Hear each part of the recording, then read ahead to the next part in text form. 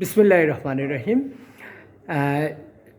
বাংলাদেশের আমরা দেখেছি যে ত্রিপুরা থেকে বন্যার পানি বাংলাদেশে প্রবেশ করে ফেনী, কুমিল্লা, নোয়াখালী বিভিন্ন জায়গায় বাংলাদেশের বেশ কিছু জায়গায় বন্যার সৃষ্টি হয়েছে এবং এই বন্যাবাসী মানুষের মাঝে সারা দেশ থেকে সাহায্য সহযোগিতা নিয়ে সবাই এগিয়ে এসেছেন। এমনইভাবে আমাদের সিলেটেরও কিছু যুবক সমাজ, আমাদের খালিবাজার এলাকার ছাত্র, যুবক, ব্যবসায়ী, তারা কিন্তু প্রায় বেশ কিছু প্যাকেট নিয়ে তারা আজকে রাত্রে রওনা হচ্ছেন। তারা রাত্রে 11টার সময় তারা রওনা হবেন এবং তারা এই খাদ্য সামগ্রী, শুকনো খাবার বন্যাবাসী মানুষের মাঝে তারা পৌঁছে দিবেন। বিশাল এই খাবারের আয়োজন। আমরা একটু দেখাই খাবারগুলি, এরপরে তাদের সাথে কথা বলবো।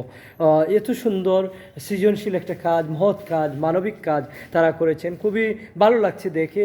আমাদের খালিবাজার এলাকার ব্যবসায়ী যারা, তারা তাদের আয়োজন করেছেন, বন্যাবাসী মানুষের পাশে দাঁড়িয়েছেন। সারা দেশ থেকে মানবিক হয়ে গেছে সারাটা বাংলাদেশ। আসলে বন্যায় যে আক্রান্ত হয়েছে এই ছোটো ছোটো বাচ্চাদের থেকে আবাল, বৃদ্ধ, বনিতা সব শ্রেণীর মানুষ বন্যাবাসী মানুষের পাশে দাঁড়িয়েছে। আমরা এখন শুনবো এখানে শাহেদ আহমদ, বিশিষ্ট ব্যবসায়ী, আমরা শাহেদের কাছ থেকে শুনবো যে কতটি প্যাকেটের আয়োজন করা হয়েছে এবং কি কি রয়েছে। আসসালামু আলাইকুম। আমাদের এখানে প্রায় 500-300 মতো মানুষের খাবার আয়োজন করা হয়েছে, শুকনো খাবার। সেই সাথে আপনার পানি আছে, মুড়ি আছে, চিরা আছে, গুড় আছে। আচ্ছা। আর সাথে আমাদের বাচ্চাদের লাগে আমরা বন লয়েছি। প্যাকেটে 4টা বন আছে।